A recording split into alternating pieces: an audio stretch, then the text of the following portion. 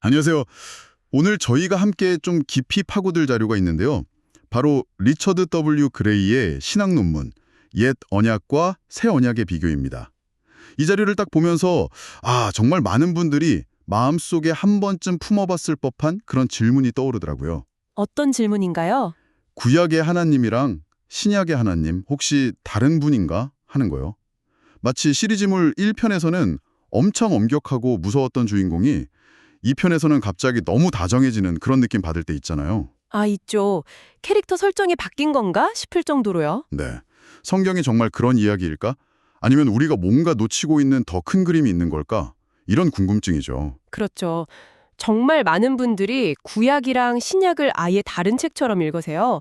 방금 말씀하신 것처럼 주인공 성격이 완전히 바뀐 시리즈물 같다. 이렇게 느끼는 거죠. 네, 맞아요.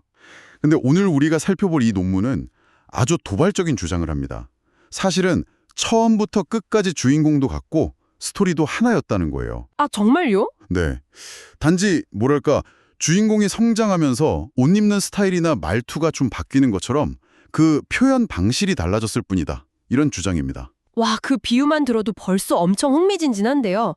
사실 18세기의 그 위대한 신학자 조나단 에드워즈조차도 이 주제를 두고 신학에서 가장 복잡하고 난해한 부분 중 하나다. 이렇게 말했다고 하니까요. 맞아요. 우리가 헷갈리는 게 어찌 보면 당연한 것 같기도 해요.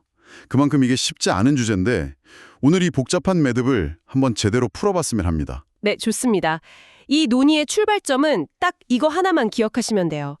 옛 언약과 새 언약은 본질은 같은데 운영되는 형식이 달랐다. 본질은 같고 형식은 다르다. 네, 그러니까 두 개의 다른 이야기가 아니라 은혜 언약이라는 하나의 큰 줄기에서 나온 그냥 두 개의 다른 다지다. 이렇게 생각하면 좀 쉬워요. 오늘 대화내는 이 개념이 우리의 이정표가 되어줄 겁니다. 좋습니다. 그럼 그 거대한 이야기의 진짜 시작점으로 한번 가보죠. 보통 옛 언약하면 모세랑 시내산의 10계명 이걸 떠올리는데 논문은 그보다 훨씬 더 먼 과거에서 시작하더라고요. 네, 맞아요. 은혜 언약이라는 개념인데 여기서부터 한번 풀어주시죠. 네, 모든 이야기의 뿌리는 바로 그 은혜 언약에 있습니다. 이건 인류가 타락한 직후, 그러니까 창세기 3장 15절에서 하나님이 하셨던 첫 번째 약속에서부터 시작된 거예요. 아주 거대한 구원 계획인 거죠. 여인의 후손이 뱀의 머리를 상하게 할 것이다. 라는 그 구절 말씀이시죠? 맞습니다. 어찌 보면 좀 희미하게 들리는 그 약속이 사실은 이 모든 이야기의 첫 번째 복선이었던 셈입니다. 그 복선이 조금 더 선명해지는 게 바로 아브라함 시대인 거군요. 바로 그렇죠. 내가 너와 내 후손의 하나님이 되겠다. 라거나 땅의 모든 족속이 너로 말미암아 복을 얻을 것이다. 같은 약속들이요. 저는 이 논문 읽으면서 제일 놀랐던 지점 중 하나가 사도 바울이 아브라함에게 주어진 이 약속을 그냥 약속이라고 안 하고 아예 복음이라고 불렀다는 부분이었어요. 바로 그겁니다. 그게 이 논의의 핵심 중 하나예요. 네, 우리는 보통 복음이 신약 시대에 예수님과 함께 시작됐다고 생각하잖아요. 그렇죠. 근데 바울은 아브라함에게 주어진 그 약속이야말로 복음의 원형이었다. 이렇게 본 거죠. 내가 너의 하나님이 되어줄게. 그리고 너를 통해 온 세상을 축복할 거야. 이것보다 더 근원적인 복음이 있을까요? 이 아브라함과의 약속, 그러니까 그 원조 복음이 계속해서 유효했던 건가요? 네. 논문은 갈라디아서 3장을 근거로 아주 강력하게 주장합니다. 아브라함과의 언약은 결코 폐지되거나 무효가 된 적이 없다는 거예요. 한 번도요? 네, 심지어 그로부터 430년 뒤에 주어진 모세의 율법조차도 이 근본적인 약속을 폐기할 수는 없었다. 이렇게 바울이 못을 박습니다. 그러니까 아브라함과의 은혜 언약이 성경 전체를 관통하는 메인 스토리라인인 셈이죠. 와, 여기서 진짜 큰 미스테리가 생기네요. 아브라함과의 약속이라는 그 메인 스토리가 이미 잘 진행되고 있었다면 왜 430년 뒤에 갑자기 시내산에서 그 수백 개의 복잡한 규칙들, 그러니까 모세의 율법이라는 일종의 외전이 끼어든 걸까요? 하하하, 외전이라는 표현이 재밌네요. 이게 이야기를 더 좋게 만드는 건지 아니면 괜히 더 복잡하게 만든 건지 궁금해져요. 아주 날카로운 질문입니다. 논문은 그 답을 역시 갈라디아서에서 찾아요. 율법은 범법함으로 말미암아 더하여진 것이다. 이렇게요. 더하여진 것이다. 네, 즉 율법은 메인 스토리를 대체하려고 나온 게 아니에요. 약속의 주인공인 그 시, 바로 그리스도가 오시기 전까지 이스라엘 백성들이 죄로부터 자신을 지키고 또 하나님의 백성답게 살아가도록 돕는 뭐랄까 일종의 가이드라인 또는 임시 보호장치로 추가된 겁니다. 아하, 비유를 하자면 아브라함에게 내가 너희를 내 백성으로 삼겠다는 국가의 헌법 같은 큰 약속을 주셨다면 모세의 율법은 그 백성이 제사장 나라라는 국가로서 실제로 어떻게 살아가야 하는지에 대한 구체적인 시행령이나 생활 규칙 같은 거였군요. 정확합니다. 아주 좋은 비유예요. 아, 그 시행령에는 우리가 잘 아는 도덕법도 있었고 또 제사를 통해 하나님께 나아가는 방법을 알려주는 제사법, 그리고 사회를 유지하기 위한 시민법 같은 게 포함되어 있었죠. 네. 이 모든 건 이스라엘을 주변의 우상숭배 문화로부터 보호하고 또 죄의 문제를 임시로나마 해결하면서 그들을 거룩한 백성으로 구별시키는 역할을 했어요. 어디까지나 진짜 실체가 오기 전까지의 특별 관리 기간이었던 거죠. 임시적 특별관리. 이 말씀이 굉장히 중요하게 들리네요. 그렇다면 이 임시 제도가 끝나고 진짜가 올 거라는 뭐랄까 예고편 같은 게 있었나요? 있었습니다. 성경 자체에서 업데이트 예정 공지를 한 셈인데 그게 바로 예레미야서에 나오는 새 언약 이야기인 것 같아요. 맞습니다. 예레미야 선지자가 이스라엘 백성이 그 시행령조차 제대로 지키지 못하고 실패한 후에 하나님께서 이전과는 다른 새 언약을 맺으실 거라고 예언을 하죠. 네. 여기서 많은 사람들이 새롭다는 말 때문에 완전히 다른 종류가 다른 언약이라고 오해를 하는데요. 아, 논문은 바로 그 차이가 종류의 차이가 아니라 정도의 차이라고 분석합니다. 종류가 아니라 정도의 차이다. 이게 좀 더 구체적으로 설명해 주실 수 있을까요? 예레미야서에 나오는 새 언약의 특징들을 하나씩 짚어보면 그 의미가 좀 명확해질 것 같아요. 네, 좋습니다. 첫 번째 약속이 내 법을 그들의 속에 두며 그들의 마음에 기록하리라는 거였죠. 네, 이게 첫 번째 혁신이죠. 이전 언약이 돌판에 새겨진 어떤 외부의 규칙이었다면 새 언약은 마음판에 새겨지는 내면의 법이 될 거라는 약속이에요. 잠시만요. 그 말씀이 조금 이상하게 들릴 수도 있겠어요. 법을 마음에 기록한다니? 마치 우리를 감시하는 CCTV를 마음속에 심어놓는 것처럼 들리기도 하거든요. 이게 정말 더 좋은 언약이라고 할 수 있을까요? 아, 그리고 구약시대 사람들은 그럼 다 마음 없이 그냥 껍데기로만 율법을 지켰다는 뜻인가요? 아주 중요한 지적입니다. 만약 그렇게 이해하면 정말 큰 오해예요. 논문은 다윗의 시편을 예로 드는데요. 그는 하나님이여 내 속에 정한 마음을 창조하시고 내 안에 정직한 영을 새롭게 하소서라고 기도했거든요. 아, 그렇죠. 다윗은 이미 마음의 변화, 내면의 새로움을 갈망했고 또 경험했습니다. 즉, 성령을 통한 마음의 변화는 옛 언약 시대에도 분명히 소수의 성도들에게 존재했다는 거죠. 아, 그렇다면 차이점이 뭔가요? 바로 그 은혜의 규모와 보편성입니다. 규모와 보편성? 네. 옛 언약 시대에는 마치 가뭄에 콩 나듯 아주 특별한 인물들에게만 임했던 성령의 역사가 새 언약 시대, 특히 오순절 이후에는요, 마치 막혔던 댐이 터지듯 모든 믿는 사람들에게 보편적으로 그리고 아주 풍성하게 부어진다는 거죠. 와, 소수만 누리던 프리미엄 서비스가 모두를 위한 기본 서비스가 된 셈이에요. 아하. 그러니까 CCTV 같은 감시가 아니라 법을 지키고 싶어하는 그 선한 마음 자체를 우리 안에 심어주신다는 훨씬 더 근본적인 변화를 의미합니다. 댐이 터지는 것 같다는 비유가 확 와닿네요. 그럼 두 번째 약속으로 넘어가 보죠. 나는 그들의 하나님이 되고 그들은 내 백성이 될 것이라. 이건 아브라함 때부터 계속 반복된 은혜 언약의 핵심 구절이잖아요. 뭐가 새로워진다는 거죠? 네, 약속의 내용은 같아요. 하지만 그 약속이 실현되는 방식, 즉 하나님과의 거리가 혁신적으로 가까워집니다. 거리요? 네, 한번 생각해 보세요. 아브라함 시대의 하나님은 저 멀리 하늘에 계신 분이었어요. 모세 시대에는 성막, 그러니까 텐트 안에 상징적으로 거하셨죠. 네. 백성들 가운데 계시긴 했지만 누구도 함부로 들어갈 수 없는 휘장이라는 장벽이 있었어요. 아, 그런데 새 언약에서는 예수 그리스도를 통해 하나님이 직접 인간의 몸을 입고 우리 가운데 장막을 치셨다고 요한복음은 말하죠. 맞아요. 심지어 지금은 성령을 통해 우리 각자의 몸을 성전 삼아 우리 안에 사신다고 하고요.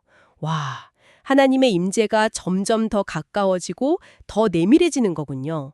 하늘 위에서 텐트 안으로, 우리 가운데로, 그리고 마침내 우리 안으로. 바로 그겁니다. 그게 바로 정도의 차이라는 거예요. 세 번째 약속, 그들이 다시는 각기 이웃과 형제를 가르쳐 이르기를 너는 여호와를 알라 하지 아니하리니 이는 작은 자로부터 큰 자까지 다 나를 알기 때문이라. 이것도 같은 맥락이에요. 이것도 설마 구약 시대에는 하나님을 아는 사람이 아무도 없었다 이런 뜻은 아니겠죠. 모세나 다윗 같은 사람들은 하나님과 정말 깊이 교제했잖아요. 물론이죠. 하지만 그때는 지식의 접근성이 매우 제한적이었어요. 하나님을 알려면 제사장이나 선지자 같은 특별한 게이트키퍼를 거쳐야 했죠. 네, 그랬죠. 하지만 새 언약에서는 성령께서 직접 모든 믿는 자의 교사가 되어주시기 때문에 이제는 누구나 하나님께 직접 나아가 그분을 인격적으로 알 수 있게 된다는 겁니다. 뭐랄까, 전문가만 접속 가능했던 서버에 모두가 접속할 수 있는 와이파이가 터진 셈이죠. 하하, 비유가 정말 재밌네요.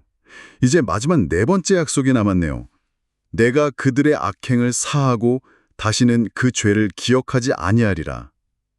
이게 사실 가장 큰 오해를 낳는 지점 같아요. 이 구절 때문에 옛 언약은 행위로 구원, 새 언약은 은혜로 구원이라는 이분법이 생긴 것 같거든요. 맞아요. 그리고 논문은 바로 그 지점을 가장 강하게 반박합니다. 만약 옛 언약 시대에 완전한 죄사함이 없었다면 구원받은 구약의 인물은 아무도 없었다는 결론에 이르게 돼요. 오, 그러네요. 논문은 시편 32편에서 다윗이 허물의 사함을 받고 자신의 죄가 가려진 자는 복이 있도다 라고 노래한 것을 지적해요. 그리고 사도 바울은 로마서 4장에서 바로 이 구절을 인용하면서 아브라함과 다윗 모두 행위가 아니라 믿음으로 의롭다함을 받았다고 증언합니다. 그렇다면 구원의 본질, 그러니까 믿음으로 의롭다 인정받는다는 그 원리는 옛 언약이나 새 언약이나 동일했다는 거군요. 그렇습니다. 동일했어요. 아, 다만 죄를 용서받는 시스템이 달랐던 거죠. 옛 언약에서는 죄를 지을 때마다 동물의 피로 제사를 드려야 했어요. 그것은 앞으로 오실 그리스도의 완벽한 희생을 가리키는 일종의 예고편이었죠. 예고편이요? 네. 근데 새 언약에서는 그 예고편의 실체이신 예수 그리스도께서 단 한 번의 영원한 제사로 우리의 모든 죄를 해결하셨기 때문에 비교할 수 없이 더 완전하고 풍성한 용서를 누리게 된 겁니다. 그러니까 죄사함이라는 본질은 같은데 그 용서의 효력과 범위라는 형식에서 엄청난 차이가 있는 거죠. 알겠습니다. 그런데도 여전히 마음에 걸리는 구절이 하나 있어요. 요한복음 1장 17절인데요. 네. 율법은 모세로 말미암아 주어진 것이요 은혜와 진리는 예수 그리스도로 말미암아 온 것이라. 이 구절만 딱 보면 율법과 은혜가 완전히 대립하는 것처럼 느껴지거든요. 네, 그 구절은 정말 많은 논쟁을 낳았죠. 논문은 여기서 사용된 두 가지 대조, 그러니까 은혜의 대조와 진리의 대조를 명확히 구분해서 설명합니다. 네. 첫째, 은혜의 대조는 앞서 계속 말한 것처럼 없음과 있음의 대조가 아니라 정도의 차이입니다. 옛 언약의 은혜가 시냇물 같았다면 새 언약의 은혜는 태평양 바다와 같아요. 그 풍성함의 수준이 비교가 안 되는 거죠. 아, 그럼 진리의 대조는 뭔가요? 율법은 진리가 아니었다는 뜻인가요? 그게 아니고요. 그림자와 실체의 차이입니다. 그림자와 실체. 네. 히브리서 저자가 아주 멋진 비유를 드는데 옛 언약의 모든 제도들, 그러니까 성전, 제사, 제사장 이런 것들은 진짜의 그림자 또는 모형에 불과했다는 거예요.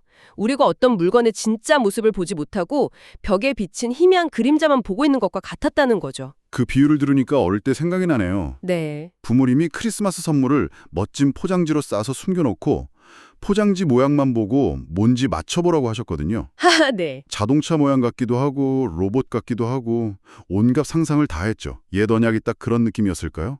선물이 있다는 건 알지만 포장지를 뜯기 전까지는 그 실체를 정확히 알 수 없는 그런 설렘과 답답함이 공존하는 상태요. 와, 완벽한 비유입니다. 바로 그거예요. 옛 언약의 성도들은 그 포장지, 즉 그림자를 보면서 내용물, 실체를 상상하고 믿었어요. 네. 새 언약 시대에 우리는 예수 그리스도라는 그 선물의 포장지가 완전히 뜯겨진 상태에서 그 실체를 직접 보고 만지고 경험하게 된 겁니다. 어허. 그러니 요한복음의 그 구절은 율법이 거짓이고 예수가 진실이다 이런 뜻이 아니에요. 네. 율법은 실체를 가리키는 그림자였고 예수는 바로 그 실체 자체라는 의미입니다. 둘은 대립하는 게 아니라 그림자와 실체처럼 서로를 설명해주고 완성시켜주는 관계인 거죠. 자, 이 모든 것을 종합해 보니까 흩어져 있던 퍼즐 조각들이 정말 하나의 그림으로 맞춰지는 느낌입니다. 그렇죠. 오늘 우리가 살펴본 자료에 따르면 성경은 반절된 두 이야기가 아니라 은혜 언약이라는 하나의 장엄한 구원 계획을 점진적으로 보여주는 통일된 책이다. 이거네요. 네. 옛 언약은 새 언약이라는 이 위대한 건축물을 짓기 위한 필수적인 청사진이었고 또 실체를 가리키면 그림자였던 셈이고요. 맞습니다. 본질은 같지만 형식은 달랐다. 이 관점을 갖게 되면 우리가 어렵고 이해하기 힘들다고 생각했던 구약의 그 많은 제사법이나 규례들이 왜 필요했는지, 그리고 그것들이 어떻게 예수 그리스도를 가리키고 있는지를 발견하게 돼요. 성경 전체를 하나의 거대한 서사로 읽어낼 수 있는 눈을 갖게 되는 거죠. 아브라함이 믿었던 복음과 우리가 지금 믿는 복음이 근본적으로 같은 뿌리여서 나왔다는 사실은 정말 놀랍도록 성경의 통일성을 보여줍니다. 오늘 이 깊이 있는 대화가 우리에게 마지막으로 이런 생각을 남기는 것 같습니다. 네. 논문은 옛 언약을 아이가 그림자나 포장지를 통해 실체를 배우는 시기에 비유했잖아요. 그렇죠. 이 암시하는 그 새하늘과 새 땅에서 마주하게 될 더 온전하고 영광스러운 실체 또 다른 그림자는 아닐까요? 우리의 지금 이해 역시 더 위대한 계시를 향해 나아가는 과정의 일부일 수 있다는 생각을 해보게 되네요.